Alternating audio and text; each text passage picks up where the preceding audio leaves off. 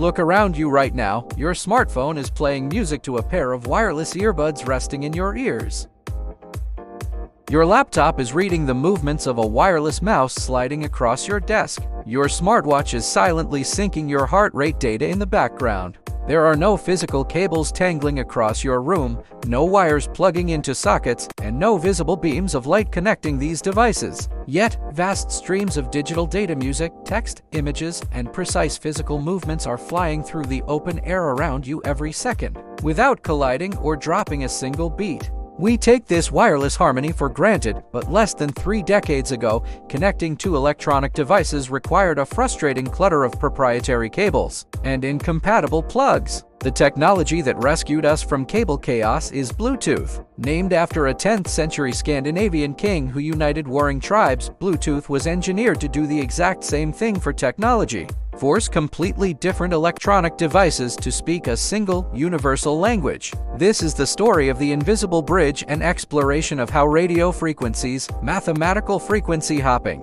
and digital handshakes allow your devices to talk to each other through thin air. The radio frequency neighborhood. To understand how Bluetooth works, you first have to understand where its signals travel. Bluetooth doesn't use magic. It uses invisible electromagnetic radio waves, just like Wi-Fi, satellite television, and local radio stations. However, radio waves can easily get crowded. If every device broadcasted on the exact same frequency, the signals would crash into each other, creating a chaotic wall of static where no data could be understood. To prevent this chaos, international regulators set aside a specific public radio spectrum band known as the ISM band: industrial, scientific, and medical. This band operates globally between 2.4 GHz and 2.4835 GHz. When you turn on a Bluetooth device, it begins transmitting micro-power radio signals within this tiny 2.4 GHz frequency pocket. Because these signals are broadcast at very low power, usually just a few milliwatts, they only travel about 30 feet.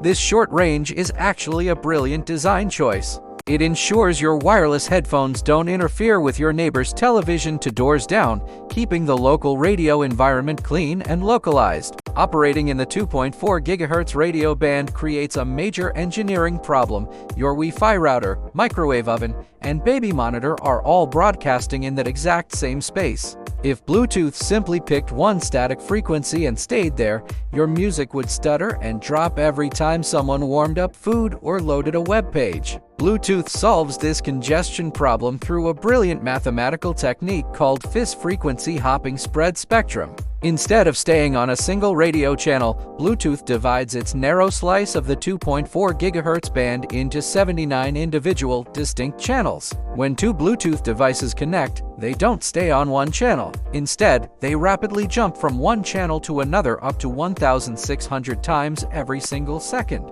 Both your phone and your wireless earbuds follow a shared, secret mathematical algorithm that tells them exactly which channel to hop to next, down to the microsecond. If channel 12 is choked with interference from your Wi-Fi router, your Bluetooth devices are only on that channel for a fraction of a millisecond before leaping to channel 45, which might be completely clear. This hyper-fast hopping makes the connection virtually immune to outside static and impossible for unauthorized devices to eavesdrop on. Before two Bluetooth devices can exchange data, they must establish a secure, private relationship. This process is known as pairing. When you place your headphones in discovery mode, they begin broadcasting a short radio signal that announces their identity, device type, and supported features. Your smartphone picks up this signal and displays the headphones on your screen. When you tap connect, the two devices perform a cryptographic digital handshake. They exchange secret security keys to verify each other's identity. They establish a shared frequency hopping schedule so they can stay synchronized. They form an ad hoc private micro network called a piconet. Inside a piconet, one device acts as the main unit, while up to 7 other devices act as subordinate units: your watch, earbuds, and heart rate monitor.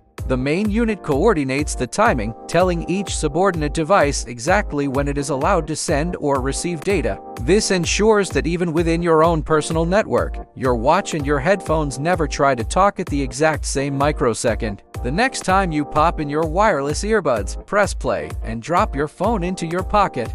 Take a moment to appreciate the staggering engineering happening in the air right in front of your face. Inside those tiny plastic shells, micro antennas are catching radio waves pulsing billions of times per second. Algorithms are dodging Wi-Fi interference 1600 times every second, and cryptographic keys are guarding your privacy, all on a fraction of a milliwatt of power. Bluetooth did more than just cut the cords on our electronics. It quietly built a seamless, invisible web that binds our personal technology together, transforming isolated devices into a unified, effortlessly connected digital life. Till next video, have a good one.